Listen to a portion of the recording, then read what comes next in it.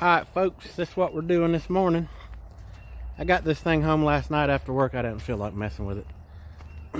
But I got the trailer backed up underneath my carport. Here's how I normally load the generator in back of the truck if we go camping or riding somewhere that ain't got electrical hookups. I use this little chain come along the chain hoist to get the generator up in the back of the truck. But I'm going to attempt to I'm going to take this cardboard, or not cardboard, this wood off the side of this crate and expose the machine and see if there's somewhere either I could wrap these straps I borrowed from work around the machine and hoist up on it and have it slide backwards over top of that tire and raise it up enough where I can move this trailer out from under it. Or I may end up putting the straps up underneath this little pallet and coming around it. We'll see. So hopefully I don't drop this new dang machine on its side. Man, oh man, oh man, check it out. I know I think I gave y'all a sneak peek of this yesterday, but look at this thing. Like I said, some assembly required. But man, look, it even comes with an owner's manual for dummies like me. Little air chuck thing. Here's the arm that goes, it gets mounted upright, comes upright like this. Even a little bucket with the soapy solution in it for putting around the beads of the tires for putting them on. So, alright, let me get this box wall off of here and expose the side of the machine. We'll see how we'll get this thing off here. Alright folks, here it is. Zen Kong. I imagine it's made in China, so we'll see how long it lasts. You know what the old saying is, you get what you pay for.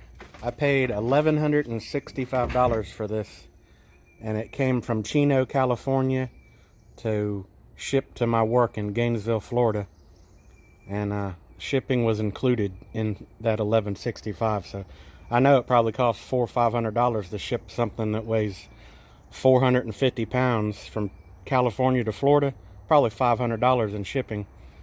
So I wonder if I lived in Chino, California, if I could pick this machine up for $700 or $800. But anyway, you got to assemble it. Here's 4 bolts that holds the upright. Here's the upright. That base plate gets mounted to those 4 bolts, and this pipe right here will be standing vertical, and this is the thing that goes on to the wheel of the car, and you pry the bead of the tire up across this and it peels the tire off and puts it on also. But I do see some plastic parts. Here's a little plastic ring here, plastic end cap, plastic, rubber or plastic, and all these pedals I notice is plastic.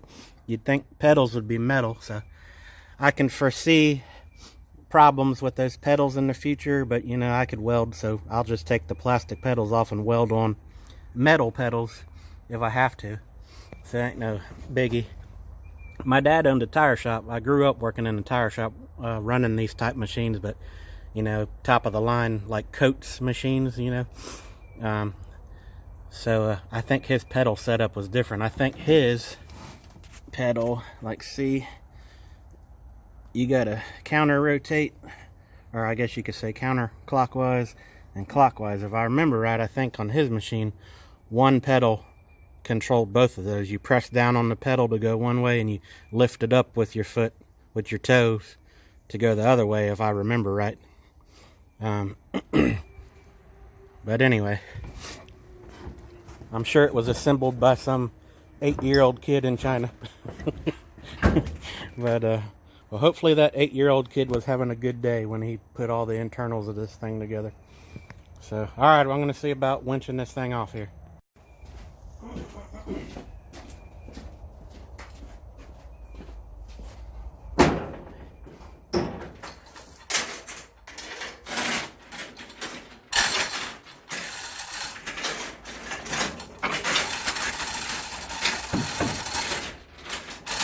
Easy does it.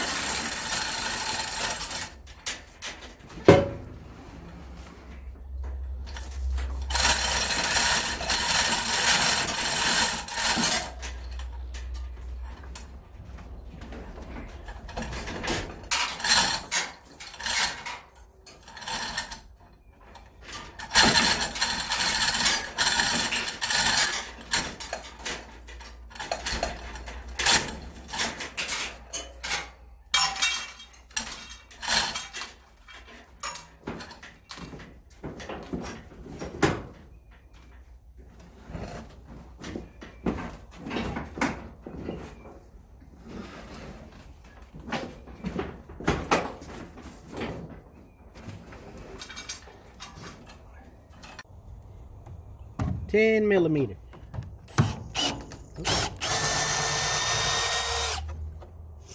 Bam. Well, hell, I'm gonna have to get a wrench after that one.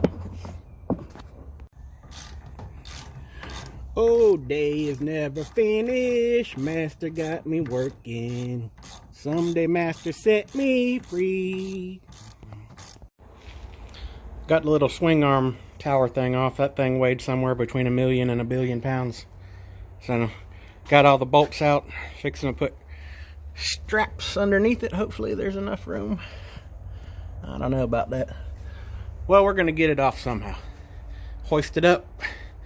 Drive the trailer out from under it, drop it down onto the roll cart. Alright, super sketchy. I had to put the rope to the side because it was making this block and tackle hang too long. So I got a short piece of chain with a little clevis, and I've got it two blocked. I can't go no further, and I'm just able to wiggle it on the pallet. So I'm going to drive forward very, very slowly.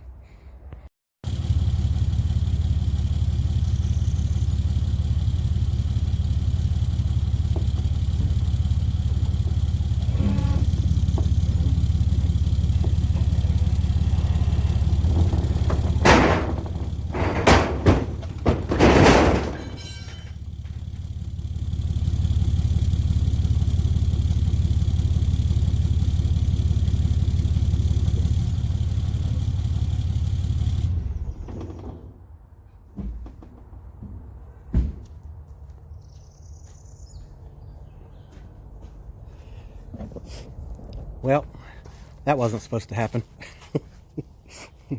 Alright, I'm going to grab my other come up here. Alright, folks.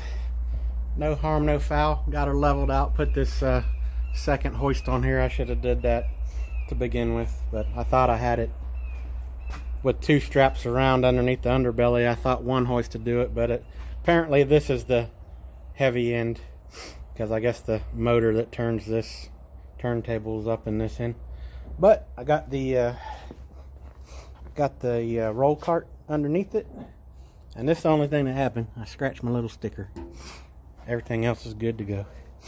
But that's stuff like that happens when you're always working by yourself. So I ain't never got nobody to help me do nothing. So stuff like that's bound to happen. But I figured I would include it in this video to show y'all what a dummy I am. Alright, fixing to lower this thing down on this cart.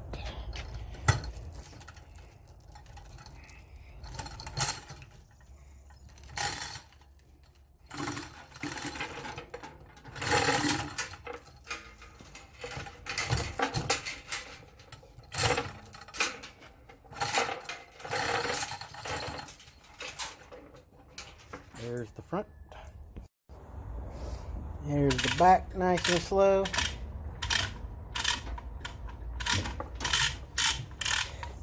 There we go. She's on the cart. Now I'm fixing to put that tower on her. Alright, got her on the cart. Got it moved back here in the shade in the carport. Let's get these bolts out and mount that tower. See how she looks. And then we'll plug her in. And check this out. I was thinking I was going to have to buy a bunch of air fittings and stuff, but which probably eventually I will, but got this little male fitting on the back of this air regulator, so I can plug her into the air compressor and give her a whirl. But this is my little compressor. It's like a 20-gallon tank, and it says it's a 5 horsepower motor, what the sticker says, but I doubt that's freaking 5 horsepower. But we'll plug it in and see how this air compressor runs this thing, which I'm pretty much sure it ain't going to run it worth a damn. I'm probably thinking if I run this machine off this air compressor, I'll have to have this air compressor pump up all the way just to push that arm in one time, probably to break a bead on a tire. Then I'll have to let the air compressor pump up again to throw the wheel up here and hit the pedal to lock these sliders that lock the wheel. It's probably going to be like that until I get a bigger air compressor. But I'm on the lookout for one right now. So I want to get a big air compressor, that way I can also sandblast stuff too. So I'll just use this machine as an excuse to get a bigger one. That's what I'll tell the wife. So, shh, y'all be quiet about that.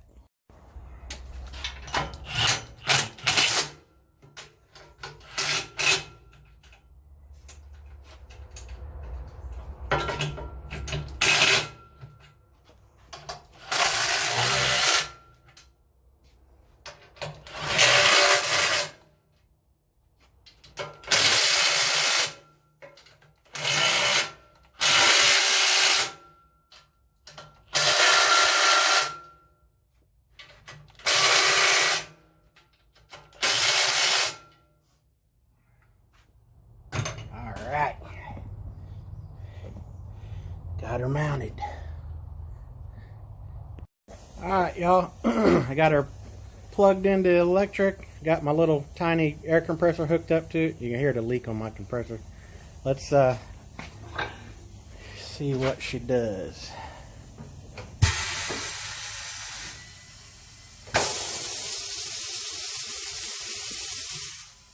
I should have looked at the compressor gauge over there to see how much air that uses when you do that. But alright, here's a turntable. One of these.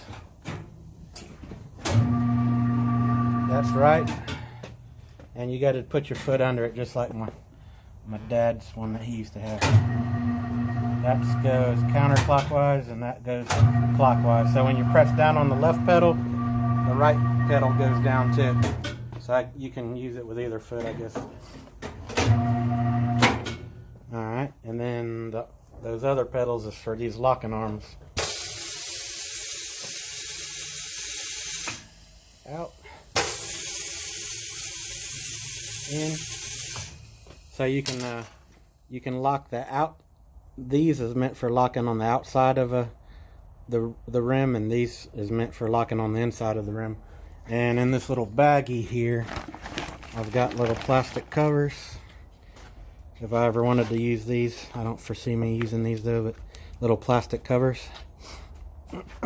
And comes with a little brush for the soap bucket. My soap bucket is full of soap. Instruction manuals in there. And I was curious how big of a tire you could do with it. So measuring from the center point of this table to this upright, you get 18.5 inches to the center. So 18.5 and 18.5 is 37. So you would be pushing your limits to do a 37-inch tire on this machine. I'd say probably more comfortable at a 36. Or another way to think about it, you can mount it. You probably could mount a 37 with this, but you'd have to let the jaws loose and let the tire and wheel scooch out a little bit away from the from that upright so you can air it up. But that's her.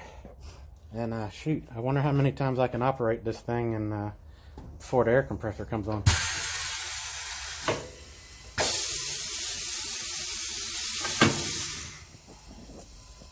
Hear all the air rushing through it, or refilling the, probably got an internal tank in here, and the internal tank is drawing air from my tank, so probably a couple more pushes of the pedal with that arm going in and out will make my compressor kick on, I guess.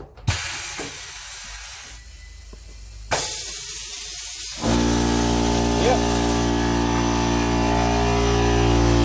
Yeah, so with my little compressor, I probably could bust both beads, the front bead and the back bead of a tire, and throw it up on top of there and hit the pedal for locking those tabs on the back side of the wheel, and probably that's all.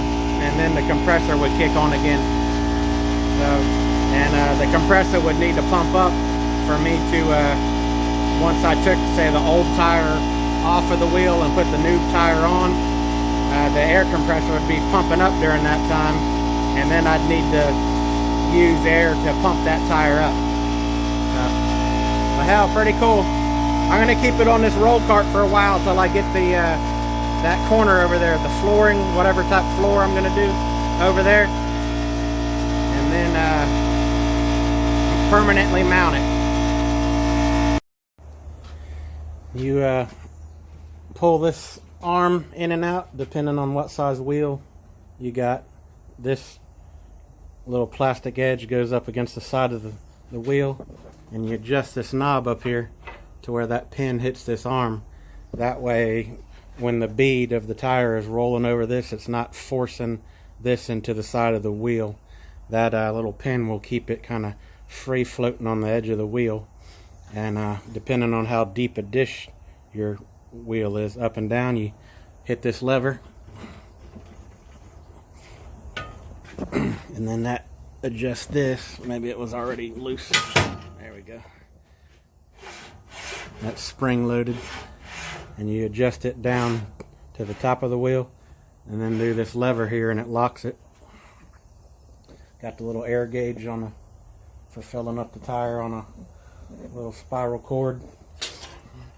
And yeah, the only thing that operates off air is these locking jaws and the thing to break the bead. The turntable, it uses electric. But that's in a nutshell. So I got 19,000 other things I got to do today, so I'm going to clean up this shop and put this toy up, drop the trailer off the back of my truck, load garbage, go to the dump, all kinds of stuff. So I just wanted to show y'all that. Thank y'all very much for joining me. Hope it wasn't too boring of a video. I'm sorry I didn't bust no tires or off the wheels or anything. However, that is coming up because on the houseboat trailer it needs 4 new tires. So I'm going to be using this machine to bust the old tires off the houseboat wheels, clean those wheels up with the wire brush and all that stuff on the inside, and then mount new tires on those wheels and put them back on the houseboat. Then I'm going to go float test the houseboat in the local lake about 5 minutes from my house. So thank y'all for joining me, and I appreciate it. Y'all have a good, safe weekend, and drink one for me because I'll be drinking one for y'all.